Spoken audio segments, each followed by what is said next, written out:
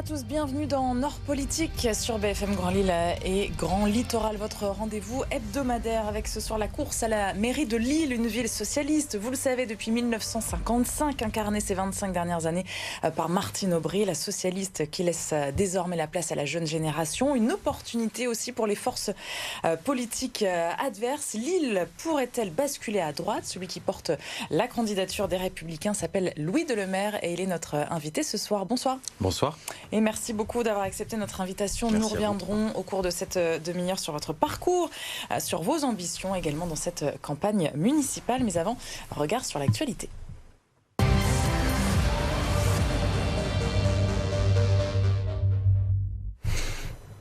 Et l'actualité de la semaine, du week-end même à Lille, c'est évidemment le lancement de Fiesta, nouvelle édition de Lille 3000, une aventure culturelle initiée après 2004. À l'époque, Lille avait été capitale européenne de la culture. Quelle est votre vision en la matière? Est-ce que vous conserverez, vous, cette formule, entre guillemets, de Lille 3000? Alors, il est évident que Lille 3000 a joué un rôle majeur en matière de culture dans notre ville, mais cette structure probablement déjà fait son temps.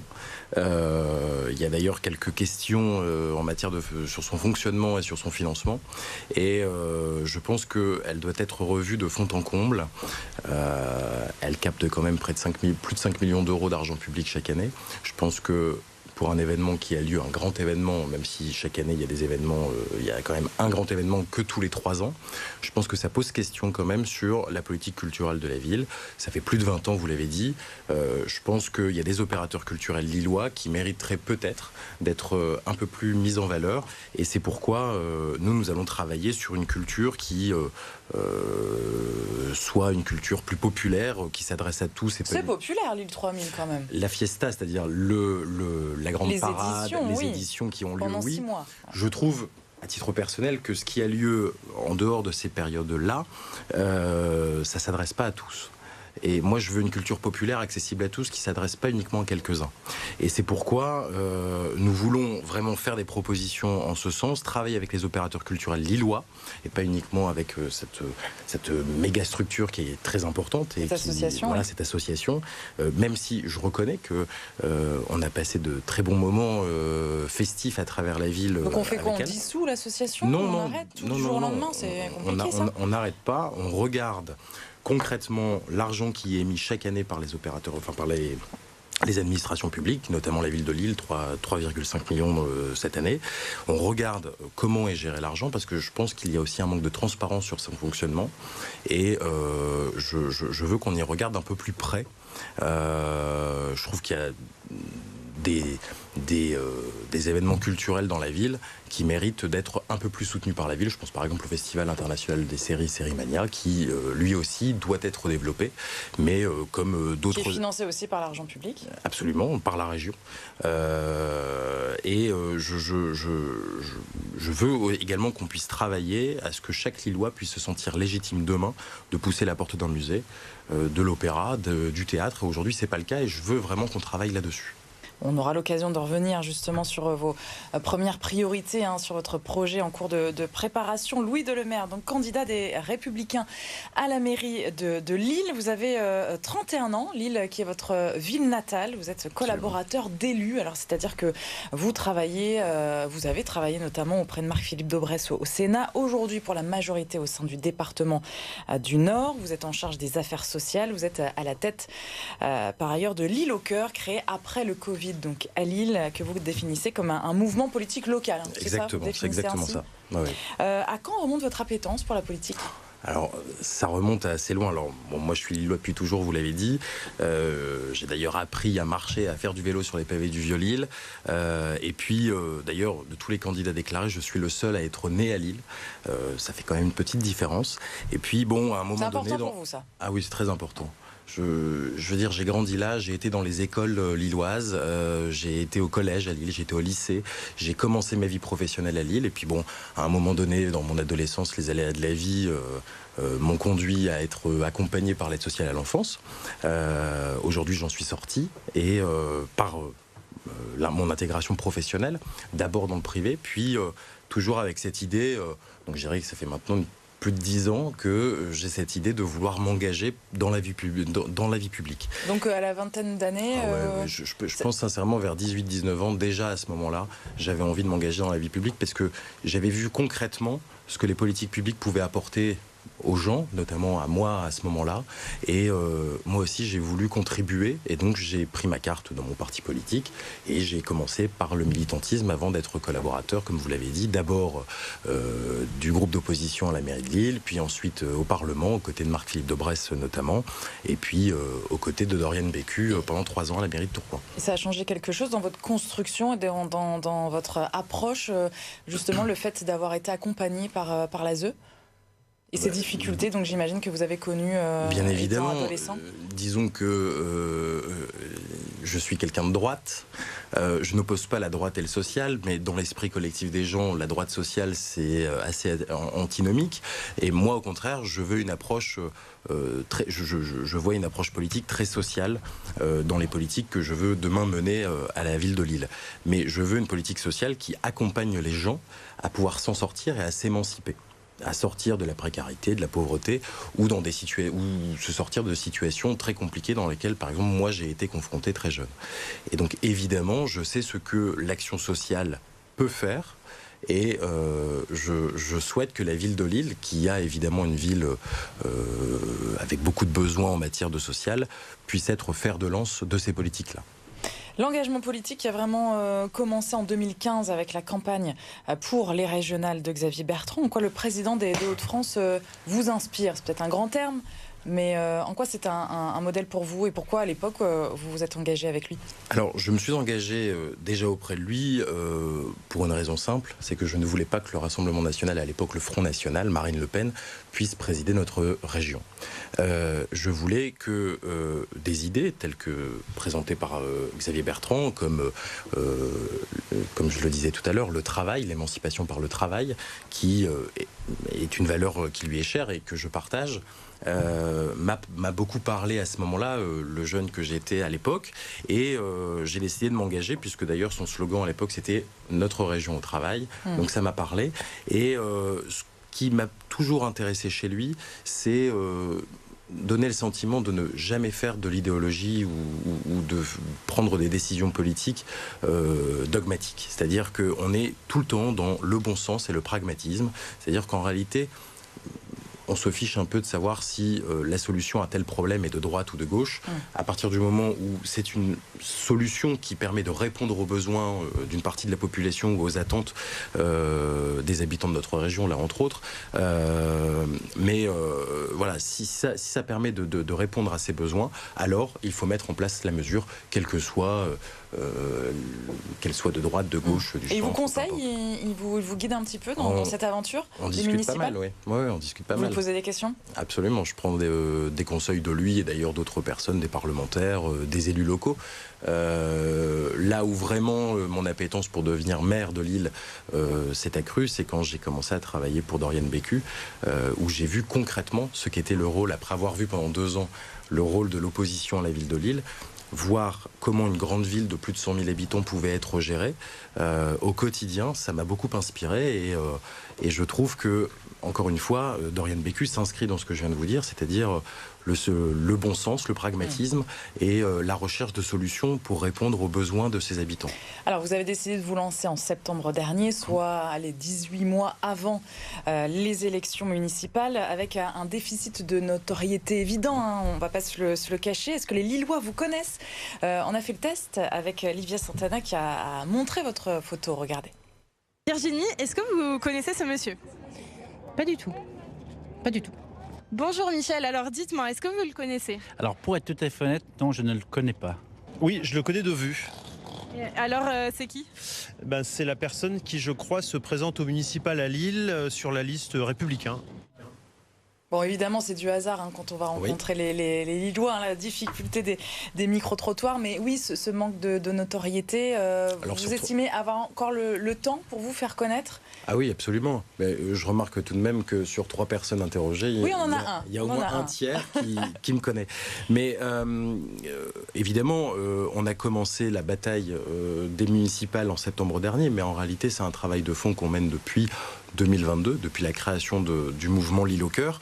On s'est d'ailleurs assez vite fait connaître avec le stationnement payant. Je pense qu'on pourra y revenir après, mais il est évident que il y a un déficit de notoriété, puisque je n'ai jamais été candidat clairement sur Vous mon n'avez nom. pas de mandat d'élu, hein, Voilà, je ne l'ai pas reprécisé. Exactement, je ne suis pas élu aujourd'hui, mais j'aspire à l'être. Et là où nous allons probablement faire de la politique un peu autrement de ce qui est fait aujourd'hui depuis de nombreuses années à Lille, c'est qu'on va être dans l'ultra-proximité. Vous savez, moi je passe tous mes week-ends, tous mes jours fériés, mes dimanches, je pose des jours de congé ou des RTT pour pouvoir aller au contact des Lillois, faire du porte-à-porte. Ça, ce sont des actions que nous allons mener tout au long de la campagne et ça va s'accroître évidemment avec le temps, mais je crois en la politique qui se fait proche des gens. Moi, mon numéro de téléphone, il est disponible sur l'ensemble de mes réseaux sociaux. Il n'y a pas un Lillois qui peut dire ne pas savoir me joindre puisque mon numéro de téléphone est public. Voilà, cette méthode, c'est l'ultra-proximité. Je considère qu'un maire, quelle que soit la taille de la ville, doit être à la portée de ses habitants, que ce soit pour des moins bonnes nouvelles ou pour des bonnes nouvelles. Mais voilà, il faut vraiment être proche des gens. Alors, Lille peut-elle basculer à droite? C'est quand même tout l'enjeu, c'est la question qu'on peut se poser. Hein. On parlait de Martine Aubry à l'instant et dans l'introduction, après quasiment 25 ans donc à la tête du Beffroi. On a posé donc la question à ces personnes croisées. Je ne crois pas. Parce que c'est quand même un bastion de gauche et puis en plus je suis pas sûr qu'il ait une visibilité suffisante pour emporter la municipale. Alors je ne sais pas si la distinction droite-gauche existe encore. A priori, lui, il risque de capitaliser sur sa jeunesse, sur son enthousiasme. Est-ce que Lille est une ville qui est prête à faire confiance à un aussi jeune? Je ne suis pas sûr. Pourquoi pas? Du renouveau, du jeune et des idées nouvelles. Bon, Lille est quand même bien rayonnante et au niveau culturel, donc ça, il va avoir du mal. Mais je pense qu'il y a plein d'autres choses à faire. Sur l'entretien de la ville, par exemple, puisqu'on est grand place, il y a des trous partout dans le Vieux-Lille. Le Vieux-Lille est sale, dégoûtant. Peut-être qu'il va amener quelque chose. On peut peut-être rebondir au propos de Virginie sur le cadre de vie, la propreté, je crois qu'il vous tient à cœur. Évidemment, moi ce que les Lillois doivent bien comprendre, c'est que voter pour moi, c'est voter pour le changement de leur vie quotidienne. Ça va être... À ce point-là évidemment, ça veut dire ça, que... c'est une grosse promesse, attention. C'est une très grosse promesse, mais c'est ce qui vraiment m'a donné l'envie de m'engager, c'est de changer la vie quotidienne des gens. C'est-à-dire que la ville aujourd'hui, elle n'est pas propre dans l'ensemble des quartiers, il y a des tags, on n'y vit pas bien partout, ça manque d'espace vert, on le disait déjà depuis quelques années, lors des précédentes élections municipales. Je veux réellement changer la vie des gens à Lille. Je veux que les Lillois, demain, puissent se projeter. Alors, ça a été dit, ma jeunesse et mon enthousiasme peuvent potentiellement apporter quelque chose. Moi, je crois qu'il faut de nouveaux visages, une nouvelle génération. Puis, il ne vous aura pas échappé que Martine Aubry n'est plus maire de la ville. Elle ne sera donc pas candidate à cette élection. Ça n'est pas arrivé depuis 2001. Et je pense qu'effectivement, la question plus large, c'est pas une question de droite ou de gauche, c'est une question de projet. Et nous, on travaille aujourd'hui pour présenter un projet aux Lillois qui répondent à leurs attentes. On va y revenir évidemment dans cette émission. On va parler sécurité ou encore des finances aussi de la ville. Puis il y a de gros enjeux quand même budgétaires pour les grosses villes comme celle de Lille. Juste quelques instants, si on regarde les précédentes élections municipales à Lille, les résultats de la droite, c'est quand même difficile. 2020, vous étiez justement aux côtés de Marc-Philippe Daubresse qui était éliminé au premier tour. Il avait récolté un petit peu plus de 8% des voix. Jean-René Le Serre, donc 6 ans auparavant, à 29%. On cite aussi Sébastien Huyghe ou encore Christian Decoq en 2008 et 2001. Quel regard vous portez sur ces résultats-là et surtout, qu'est-ce qui s'est passé en 2020 ? Alors, ce qui s'est passé en 2020, vous pourrez poser la question à Marc-Philippe Daubresse. Moi, en tout cas, ce que je peux vous dire, c'est que chaque élection est différente. Que le contexte n'est plus le même qu'en 2020, comme il n'est plus le même qu'en 2014. Et je crois que avec une campagne de proximité, nous pouvons réellement changer les choses et imprimer dans l'esprit des Lillois. Moi, ce qui m'intéresse, c'est de remettre du bon sens et de la concertation, c'est-à-dire donner la parole aux Lillois pour pouvoir mettre en place des politiques publiques qui répondent à leurs attentes. Vous me parlez de la droite, à Lille. Je pense que les scores au second tour en 2008, on avait fait un tiers des voix. Ça a un peu chuté, c'est vrai. Mais en tout cas, vous êtes un outsider. Ah bah aujourd'hui, oui, effectivement. Quand je dis les Républicains. On est bien d'accord, mais le contexte a changé et chaque élection est différente. Et je pense qu'effectivement, nous avons toute notre place dans cette élection et nous pouvons l'emporter demain. La liste des candidats déclarés qui continue de s'allonger. Arnaud Deslandes, maire de Lille aujourd'hui, Stéphane Bally pour les écologistes. Une alliance est-elle possible, notamment avec la macroniste Violette Spilbout? On a vu les Républicains et les macronistes s'allier pour les législatives dernières. Non, alors ils ne se sont pas alliés pour les législatives. Il y a eu effectivement un accord de gouvernement avec quelques LR, quelques macronistes, quelques Modem, Horizon, etc. Mais accord alliance pour le grand public. C'est peut-être oui, la mais même on chose. avait des candidats dans chacune des circonscriptions, comme eux avaient des candidats dans chacune des circonscriptions. Donc c'est pas un accord au sens, c'était pas le nouveau Front populaire qui se répartissent ensemble des circonscriptions pour faire une majorité ensemble. Donc ça a quand même sa différence. Moi, si vous voulez, comme je le disais juste avant, ce qui m'intéresse, c'est le projet. Moi, je suis pas dans une logique de personnes, je suis bien dans une logique de projet pour répondre aux attentes des gens. Donc c'est trop tôt pour l'instant pour se prononcer sur... C'est trop tôt. Après, ce que je peux déjà vous dire, puisque la candidate macroniste Violette Spilbout a déjà été candidate la fois dernière, quand je regarde son programme, évidemment, il y a des points de convergence, comme il y a des points de convergence avec d'autres. J'ai des points de convergence avec les écologistes ou avec les socialistes aussi. Tout n'est pas à jeter. Il y a des choses, évidemment, sur lesquelles on peut discuter, faire évoluer les mentalités là-dessus. Mais avec Mme Spilbout, moi je retiendrai par exemple une proposition, c'est la gratuité de la cantine scolaire. C'est ce qu'elle avait proposé, c'est plus de 20 millions d'euros de dépenses de fonctionnement supplémentaires. Et ça, c'est clairement non. C'est-à-dire que quand vous parlez à des présidents de départements, à des présidents de régions qui gèrent la cantine scolaire dans les lycées ou dans les collèges, quand vous parlez à des maires qui savent ce qu'est l'organisation d'une cantine scolaire, tout le monde sait bien que ça n'est pas possible. Faire supporter aujourd'hui sur les finances publiques de la ville plus de 20 millions de dépenses supplémentaires, juste pour la cantine scolaire, c'est pas possible. Donc on est dans une approche d'économie pour vous à venir dans votre projet qui sera présenté, je crois, à la fin de l'année, c'est ça? Oui. En tout cas, vous y travaillez évidemment en ce moment. Si on rentre dans le vif du sujet, puisque l'émission file, si on revient d'abord, si vous le voulez bien, sur l'une des propositions en termes d'aménagement du territoire, à savoir la couverture du périphérique sud, sur lequel vous travaillez depuis plusieurs mois maintenant. Quel en est l'esprit exactement? Est-ce que vous pouvez nous expliquer cela? Absolument. Donc c'est quelque chose, c'est un grand projet structurant pour la ville sur lequel on travaille depuis de nombreux mois. Nous, demain, pour l'aménagement du territoire de notre ville, nous voulons changer le visage et répondre aux besoins, notamment de logement, puisque la crise du logement n'épargne pas l'île, chacun le sait. Aujourd'hui, puisque vous parlez de ce grand projet, les habitants de l'île Sud n'ont pas le sentiment d'être lillois. Ils ont le sentiment d'être à part. Et d'ailleurs, en discutant avec eux, il suffit d'avoir un échange avec eux. Quand ils vont le week-end dans le centre de Lille, ils disent « je vais à Lille », ce qui sous-entend qu'aujourd'hui, ils ne se sentent pas à Lille. Donc l'idée, ce serait quoi? Là, on voit les images de cette fin d'A25. Oui. C'est de recouvrir, c'est ça, d'en faire... C'est de recouvrir le boulevard périphérique. Ça existe à Madrid, à Barcelone ou même aux Pays-Bas. C'est de recouvrir. Il y a d'autres projets similaires qui ont eu lieu en France. Je pense par exemple sur des portions plus petites à Porte-Maillot récemment à Paris. Ça fait partie d'un projet qui serait de le couvrir, grosso modo, du Jardin des Plantes, jusqu'à à peu près 3 km plus loin, jusqu'au faubourg de Béthune.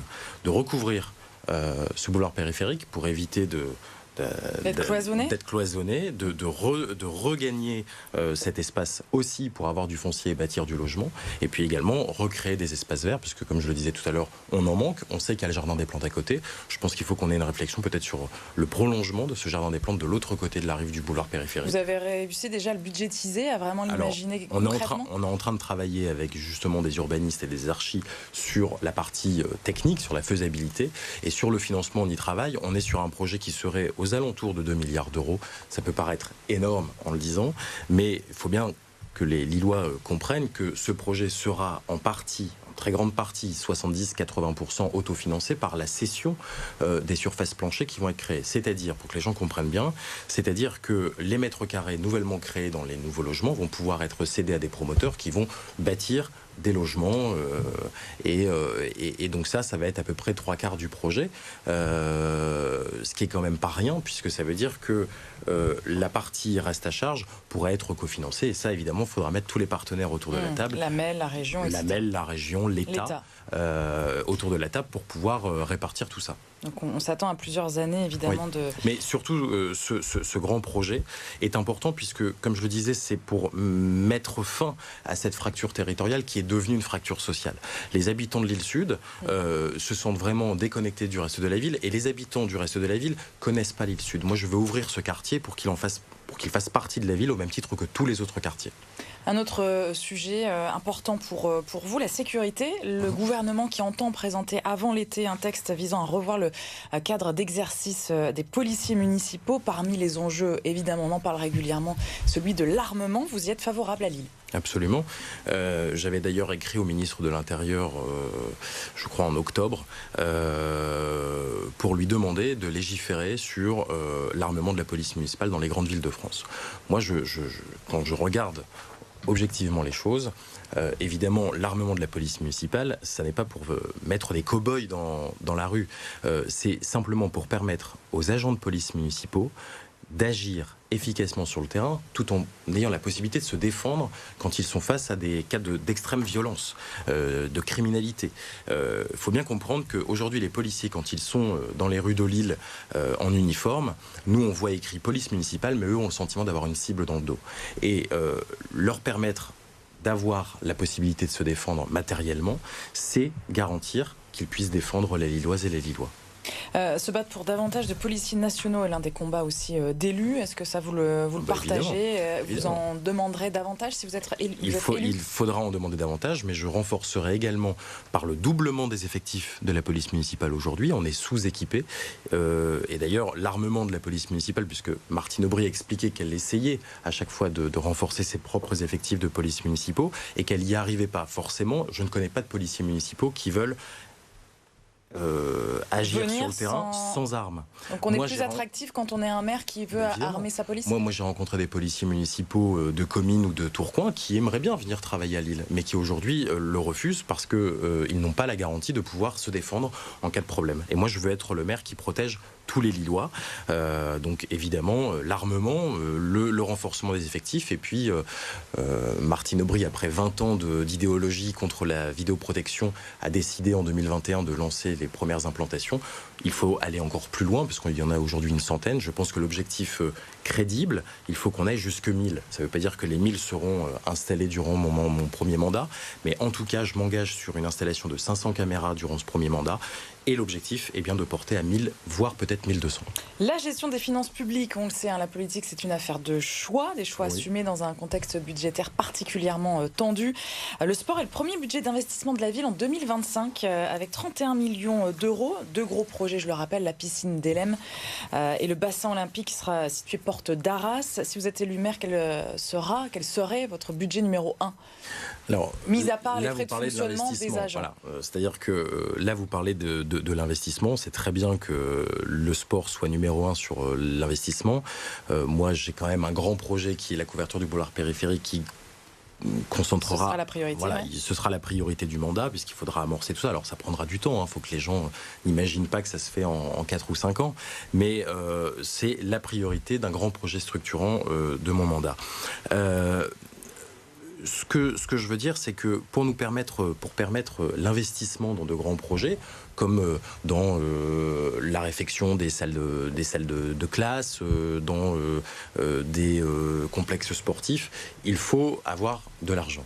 Et pour avoir de l'argent, vous avez deux possibilités. Soit vous souscrivez à l'emprunt, aujourd'hui les taux d'intérêt sont quand même assez élevés, c'est pas recommandé, soit vous diminuez vos charges de fonctionnement. Et nous, quand je regarde rétrospectivement, quand Martine Aubry est devenue maire en 2001, il y avait 1000 agents publics de moins. Aujourd'hui, il y en a 1000 de plus, alors que nous sommes à l'heure où, d'année en année, de loi en loi, les compétences municipales... Donc on réduit le nombre d'agents On va commencer par déjà le non-remplacement sur deux, d'un départ sur deux d'un agent à la retraite, oui. Oui, ça, pour nous permettre de respirer davantage. Moi, je me souviens en 2018 quand le budget alloué aux dépenses de personnel est passé symboliquement au-dessus de la barre des 200 millions d'euros. Enfin, c'est énorme sur un budget à 480. Se dire que quasiment la moitié du budget est alloué juste aux seules dépenses de personnel. Je pense qu'on peut faire mieux en dépensant moins. La taxe foncière, vous comptez l'augmenter? Ah non, alors l'objectif, c'est de baisser la pression fiscale, mais elle se fera sans coût pour la ville, puisque comme je vous le disais, la couverture du boulevard périphérique va générer des constructions. Ces constructions vont générer des recettes supplémentaires pour la ville, notamment foncières, et donc ces recettes vont venir compenser la baisse pour l'ensemble des contribuables. Merci beaucoup Louis Delemaire. Je vous propose de nous quitter avec un petit message du président des Républicains dans le Nord, Antoine Silani, qui vous adresse donc un message et qui s'adresse aussi aux habitants de Lille. Pour la simple et bonne raison, et elle est très importante, c'est que Louis c'est un passionné. C'est un passionné par la ville de Lille. Cette ville, il l'a dans ses tripes, il l'a dans son ADN, il l'a dans son cœur. Et je sais qu'il saura apporter un regard nouveau, un regard neuf sur des politiques si importantes comme la sécurité, la propreté, la mobilité ou encore la défense du commerce de proximité. Je sais que c'est une thématique extrêmement importante pour lui. Lille a besoin de son dynamisme, Lille a besoin de son énergie, Lille a besoin de quelqu'un qui a Lille au cœur. En 15 secondes, votre point fort? Mon point fort, c'est l'écoute. La proximité. C'est-à-dire que, je vous l'ai dit tout à l'heure, mon point fort, c'est vraiment d'être à la disposition de tous et de chacun. J'organise des permanences le samedi matin, je vais à la rencontre des gens sur le terrain, et donc vraiment, je crois en la proximité. Merci beaucoup Louis Delemaire. On aura l'occasion évidemment de vous recroiser pendant cette campagne municipale. Merci d'avoir été notre invité. Merci.